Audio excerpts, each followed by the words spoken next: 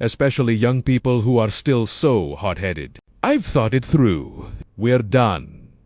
We can't live like this. Let's just end it. How are we supposed to live together like this? So, when should we actually make the decision to divorce? When you haven't even touched each other for a whole year, sleeping in separate beds, living like two complete strangers. I don't think there's any point in continuing. Hello everyone. Today, we're meeting again, and our topic for today will be divorce. A topic that we've all heard a lot about, but today, from Martin's perspective, I will be sharing with all of you, our audience, some very new perspectives on this subject. Over my many years of counseling couples, I've encountered situations where a married couple would insist on getting a divorce.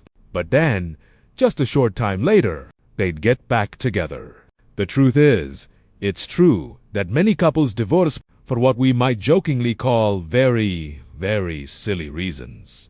Just because she saw on her husband's phone some flirty text messages with someone, her pride flared up, and then they said some harsh things to each other. After that, the husband said, "If you can't accept it, then let's just call it quits." The wife also said, "Fine, let's call it quits then." And then he said, "Well then, you write up the papers." The wife, in a fit of rage, actually wrote them. He signed them in a flash, and so on. And just about a month later, they couldn't live without each other. And just about a month later, they couldn't live without each other anymore. That's how it is with married couples. Or there are some cases because of unnecessary pride. Or people think that because you're husband and wife, you have to be a certain way, this way or that way. Meaning, they're too much of a perfectionist. And they don't realize that married life is filled with so many challenges that sometimes require us to be patient men and patch things up to reconnect. It's not like you just make a good choice once and things will stay perfect and run smoothly forever. It's precisely because of so many of these hasty divorces that the court has established a specific divorce process. They don't just grant a divorce right away. Even if you submit the papers, they'll tell you that you have to go through 2 mediation counseling sessions. The first time, they'll call you both in and ask, "Have you thought this through carefully?" Especially the young ones who are still full of that hot-headedness. "Oh, I've thought it through. We're done. We can't live together, so let's split up." How are we supposed to live like this? The other person replies, "Fine, if you want to split, then let's split." And with that, they go home. The court then tells them to go home and think it over, and schedules a second mediation session for a week. Or 2 later, after unsuccessful mediation attempts, the court then has to carry out the procedure to issue the divorce decree. Yes, it's true. Many people insist on getting a divorce, but then they just run from one pain into another, bigger one. Suddenly, you're packing your suitcase and leaving. And for women, it's so much more difficult. A single mother with a child, renting a place with no one to help look after them. That's already one thing. And of course, you miss each other. There's this thing people say, that absence makes the heart grow fonder. When you're together, you feel like you can't stand each other. But after just 1 week apart, she starts to miss the kid's dad. I mean, despite it all, except for the fact that he swears a lot, and except for the fact that he drinks a lot. But besides that, he's actually a good man. He's strong, and he knows how to handle things. So, you start to feel that something's missing, and you cautiously send a text. "So, do you miss me?" Just putting out a feeler. Because you can't just come right out and demand, "Honey, let's get back together."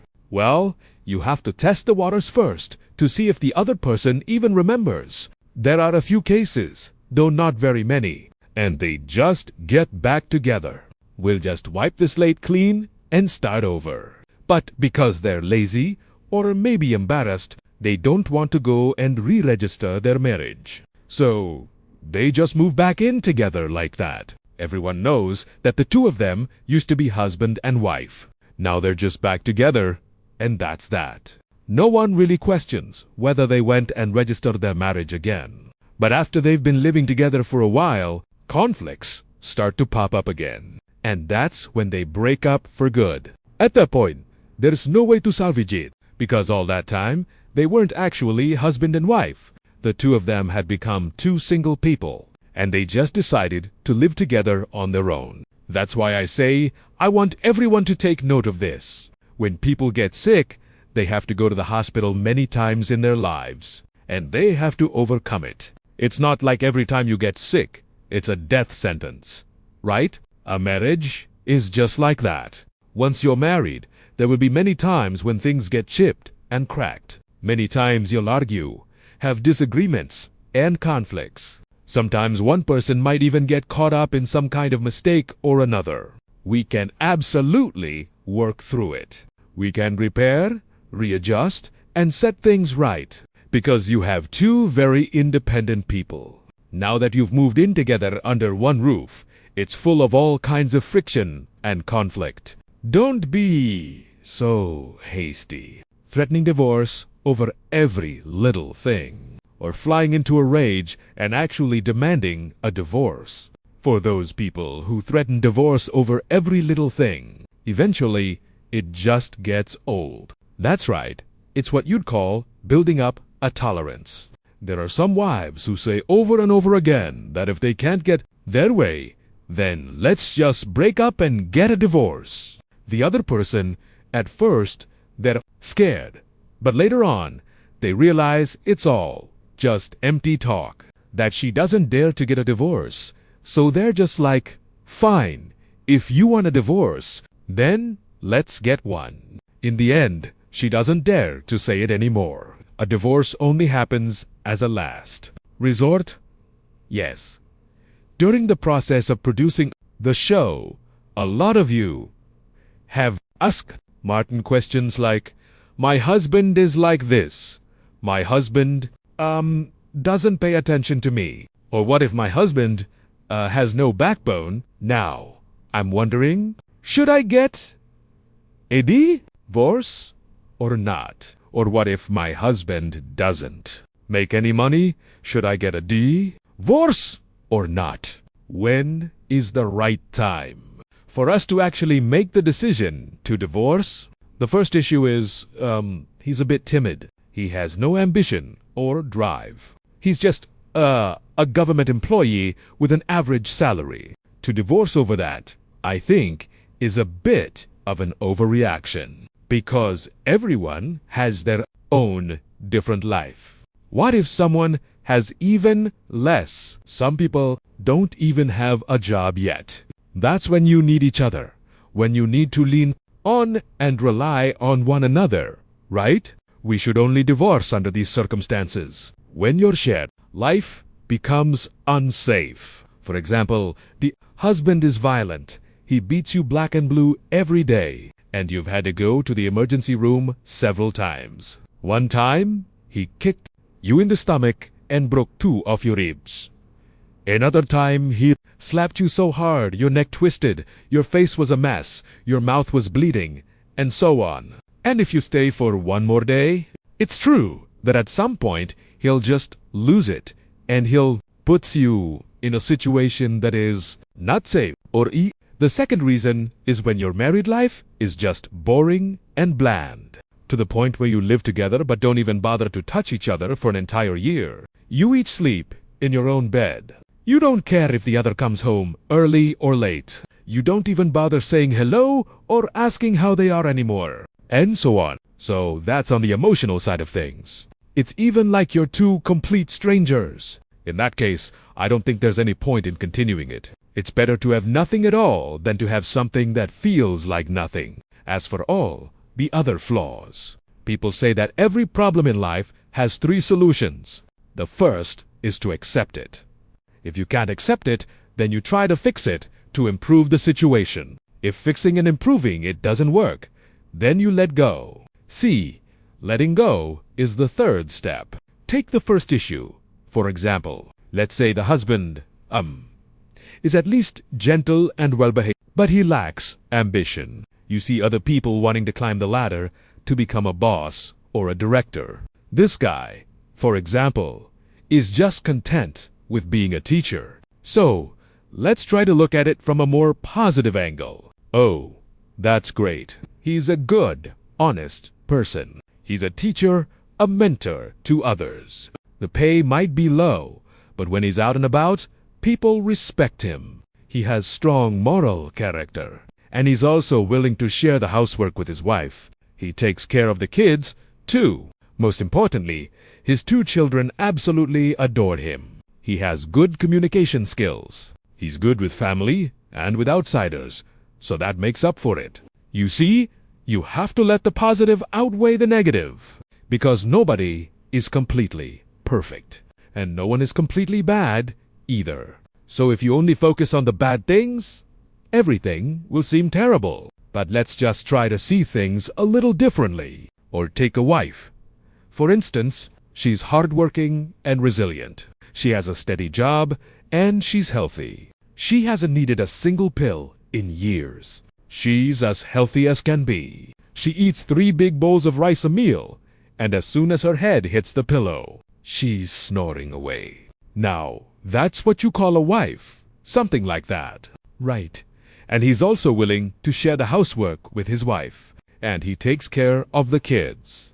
Most importantly, his 2 children absolutely adore him. He has good communication skills. He's good with family and with others. So that will make up for things. She gave you 2 children, a son and a daughter. She also shares life's burdens with her husband. The only issue is that she can be a bit outspoken, maybe a little hot-tempered, and when she speaks, she's not exactly gentle. So in that case, you have to. Remember this? When a person is independent and self-reliant, when they make their own money, they tend to be bold and speak their mind. She's educated, goes to an office where she holds a certain position in society, and yet you expect her to be all meek and gentle. Where are you going to find that? Right? Yeah. So then you have to, look at that positive side. That's the side of acceptance. Yes, but if you find you can't accept it, then you should talk to each other. Honey, I think you're double quotes. So wonderful. It's just that you have a bit of a temper, and about that temper. First of all, it hurts you the most. If you act rashly and get worked up, you'll be the one to suffer first. Secondly, you're influencing your child. Right now, your child is starting to imitate you. What's the process? You try to change him. You keep trying. And if it doesn't work, that's when you start to let go. It has to follow a process. Remember this process. Acceptance means just letting him be. Maybe that's the reason he ended up with you. If he were too perfect, it's not even certain you could have married him. Or if she were completely perfect, maybe she would have looked for someone else, and it wouldn't have been your turn. That's acceptance. And if you can't accept it, then you try to fix it to change things. Only when you've tried your absolute best and you can't change things, and you also can't accept them, that's when you let go. Yes, sir. In the case where couples have to make that final decision to get a divorce, in your opinion, Martin, how can each person find a sense of balance after the divorce? I think that before reaching the decision to divorce, we should have a period of time. As people say, sometimes when you live together, you constantly bicker and resent each other. But when you step back from a distance to reevaluate things, do we still need each other? Let's just create some distance. That's why people choose to have a trial separation. In reality, A separation is a stepping stone, either to realize that, I actually find myself missing him, and in fact, I still love him very much. And you see that you still need each other. Then, after that separation, you reconcile, and the relationship will, get better, so to speak. Then there are cases where after separating, you realize this separation is actually great. It's such a relief. You feel so much lighter, so at ease. That's when people arrive at the decision to divorce. And for many people who have decided to divorce, just remember, there's that song in life. I don't know what it's called. Meeting and then parting. That's just how life is. If there is marriage, there will also be divorce. If there are meetings, there are also goodbyes. Those are two sides of the same issue. In this life, nothing is ever 100% perfect. It's not like 100% of couples who get married will live happily together until they're old and gray. There can also be certain reasons why people have to get a divorce. With the current divorce rate at 20 to 25%, I don't think it's such a terrible thing. So, if you've decided to get a divorce, then close that chapter of your life. And remember that when one door closes, another one will open. A lot of people get the chance to marry again. The condition is that in the next one, you have to learn from the previous one. Because if you just keep making the same mistakes over and over again, the first time you ended up with a heavy drinker, and then the second time you get involved with a guy who just spends all his days at the bar, then there's no point to the divorce. Right, we get divorced with the goal of wanting something new and better. It's like tearing down an old house to build a new one. Then another door will open. A lot of people get the chance to marry again. The condition is that for the next step, you have to learn from the previous one. Because if you just keep making the same mistakes time and again, the first time you ended up with a heavy drinker, and then the second time you get involved with a guy who only hangs out at bars all day, then the divorce has no meaning. Yes, we get divorced with the goal of wanting something new, something better. Just like people tear down an old house to build a new one. Better, just like when people tear down. Demolishing the old house means people expect to build a better house.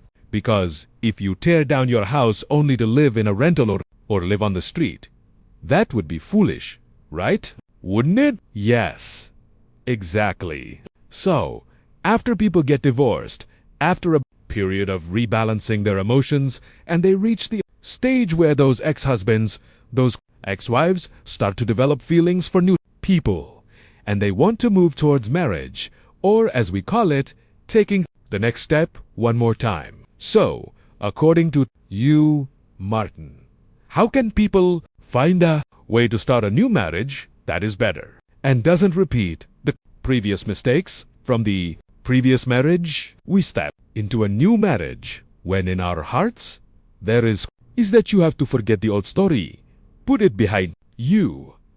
There's no such thing as having to occasionally meet the father of your child or having to see him once a week, because that will just make you miss him. And then you're trying to get with another man while you're still involved with your ex-husband or ex-wife. So remember, you have to put it aside. One episode of a show has to end before they can air the next one. It's the same on television. There's no way they can show 2 episodes at the same time, right? The second thing is you have to let go of all resentment with no regrets. When we step into a new marriage motivated only by resentment from the previous one, many men, after divorcing their wife, are ready to marry a new wife the next week or the next month. A younger woman, not because of love, but just to show the woman who was so determined to leave him. This is not uncommon.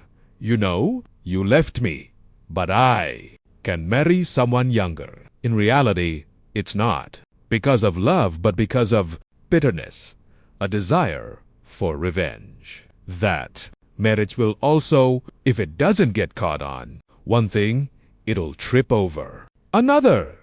That's why I say, to enter a new marriage with a peaceful heart, you must put everything behind you. The old story is number one. And also, there should be no more resentment, and everything should be settled.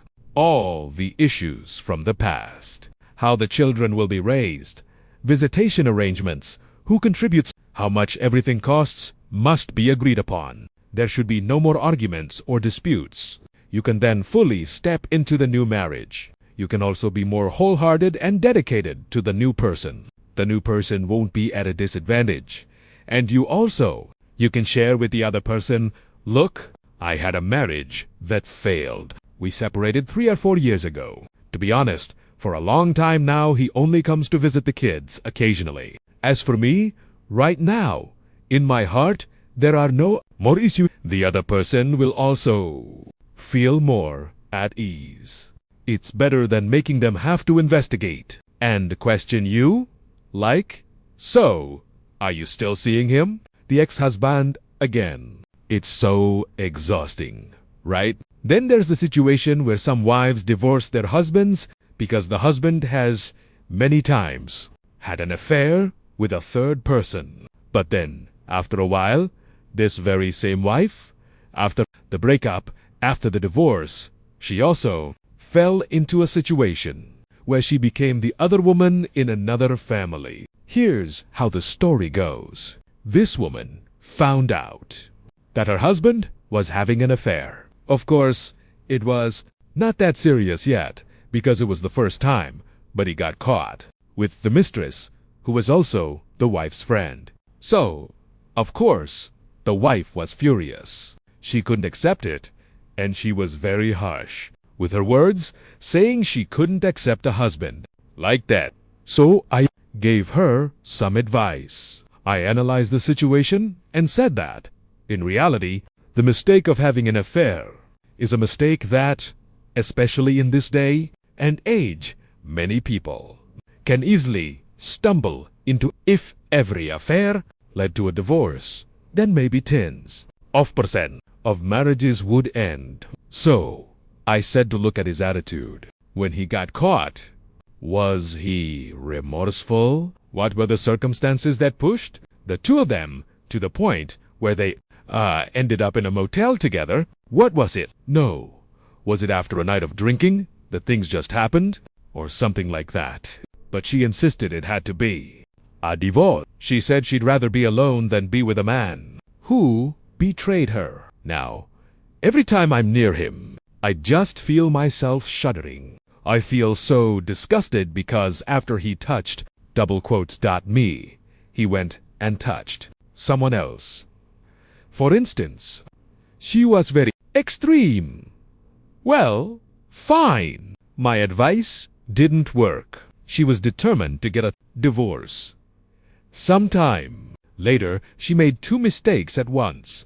The first mistake was that her ex-husband had already remarried, but she still missed him because they were compatible and very good in bed. And since she hadn't gotten remarried, she was the one who became proactive, occasionally texting him things like, "Today, our child is sick.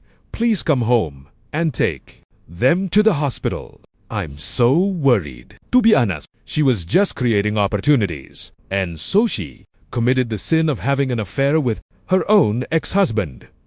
But what's the irony here? It's that now he is someone else's husband. That's right. And she herself used to be someone who deeply despised people who would go around snatching one person's husband, stealing another person's husband. But now, she's the one clinging to that very same ex-husband. Yes. And for men, to be honest, it might be a bit of greed, but also partly a habit. He'd visit the child, and while he was at it, visit their mom too, and end up staying over for a bit. So, he had his new wife, but he still had his ex. As a result, by maintaining things like this, she really is unintentionally cutting off all of her own paths for the future. Her own paths. What man would dare get involved with her when they still see her ex-husband sneaking back in the middle of the day from time to time, and see the two of them closing the door to sleep together. If you can't cut off the past, then you can't open a path to the future. And if her life continues like this, she will certainly be very miserable. Very much so. That's why, with the many mistakes a husband or wife might make, we should try to be tolerant. There are things where we are too extreme, where we're too much of a perfectionist, and that's not good at all. Yes, ladies and gentlemen, it's clear that being extreme is like a dose of poison. It can kill many relationships, especially when it comes to marriage and family, and to reach the decision to divorce or to separate. For a married couple, it's likely that we also need to consider many factors, and we have to give each other time to fix mistakes, or to become a better version of yourself, instead of being drastic and leading to the hasty decision to get a divorce, right? Thank you to our audience for listening, and we'll see you all again for our next topic.